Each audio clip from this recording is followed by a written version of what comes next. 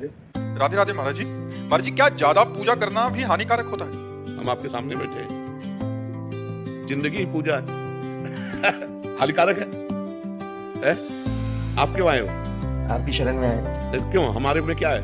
भक्ति भाव है, पूजा है।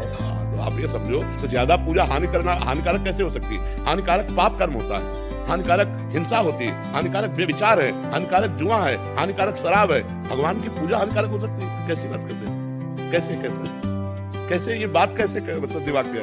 पूजा करने से मतलब अपने ग्रह जैसे मतलब बात समस्या ये है कि कुछ लोगों के दिमाग में ऐसा बैठ जाता है कि जो ज्यादा धर्म से चलते हैं, जो ज्यादा पूजा करते हैं, वो परेशान हो जाते हैं। आप जो प्रश्न कर रहे हो मैं उसे समझ रहा हूँ, उसकी धारा को।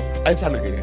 पूर्व के जो पाप कर्म हैं, जैसे हमारी दोनों किडनी फेल है बचपन से बाबा जी, ये हमारे पूर्व के पाप कर्म का फल है। और ये हमारे भजन का फल है कि हमें पूरे की पूरी जनता का प्यार मिल रहा है। हम सुबह जब निकलते ना, छोटे बच्चे से लेकर सब राधा राधा राधा, तो दिखाई देता है, सबकी आंखों में प्यार दिखाई देता है। भक्ति से दुख नहीं मिलता, लेकिन जैसे हमने अभी भक्ति शुरू की, हमारे पाप कर्म का परिणाम लग गया, तो अब हमें दुख मिलेगा।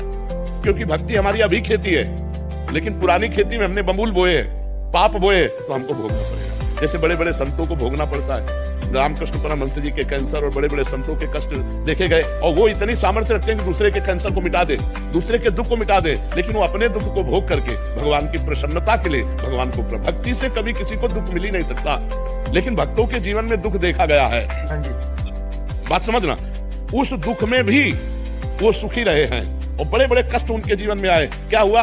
अब जैसे हमारा आखिरी जन्म है, अब हमें जन्म नहीं लेना, तो हमारे हजारों अनंतों जन्मों के पापों को थोड़ा थोड़ा भुगा कर, अब जब थोड़ा थोड़ा भोगेंगे तो कदम कदम पे भोगना है। अब भोगते भोगते मर जाएंगे, इसके बाद भगवान को प्राप्त हो गए, खत्म।